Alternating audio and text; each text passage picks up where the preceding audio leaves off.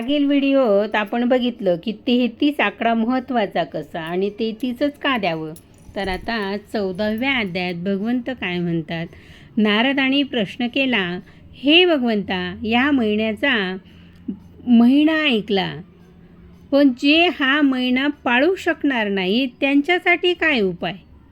श्रीकृष्ण भगवान म्हणाले, हे नारदा, कळस ऐक. जो मनुष्य पूर्ण महिनाभर काहीच करू शकला नाही आजार अडचण गरिबीमुळे, त्याने फक्त महिन्याच्या शेवटच्या 5 दिवसात पंचक हा 14वा अध्याय ऐकला, वाचला, इतरांना सांगितला, तर त्याला पूर्ण 30 दिवस व्रत केल्याचं पुण्य मिळतं.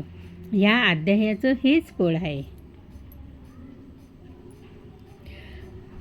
गंगा स्नान हा अध्याय ऐकणं म्हणजे गंगे स्नान केल्यासारखं. कोटी यज्ञ केल्याचं फळ या एका अध्यायात आहे. पितृ मोक्ष, पितरांना पिंडदान केल्याचं पुण्य या अध्यायाने मिळतं. सर्व रोग नाश, शरीराचे मनाचे सर्व रोग या अध्यायाने दूर होतात. धर्मदत्त ब्राह्मणाची कथा. धर्मदत्त खूप गरीब होता. पुरुषोत्तम मास आला, पण दान व्रत काही करणे शक्य नव्हते. तो खूप रडला. तेव्हा एक साधू आले आणि म्हणाले, फक्त शेवटचे 5 दिवस हा 14वा अध्याय वाच. धर्मदत्ताने श्रद्धेने वाचला. रात्री स्वप्नात पुरुषोत्तम भगवान आले आणि म्हणाले, तुझं दारिद्र्य गेलं, तू राजा होशील. काय? तुझं दारिद्र्य गेलं, तू राजा होशील. सकाळी राजाचा मृत्यू झाला आणि प्रजेने धर्मदत्तालाच राजा केलं.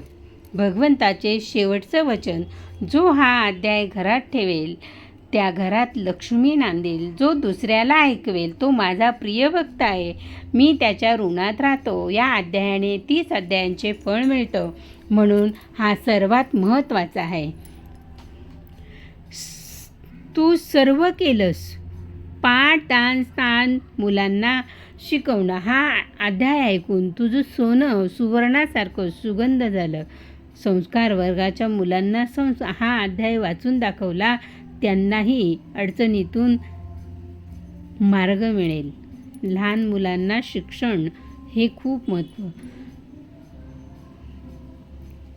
संत तुकाराम काय म्हणतात, भावे गावे गीत तेने झाले विश्वजित.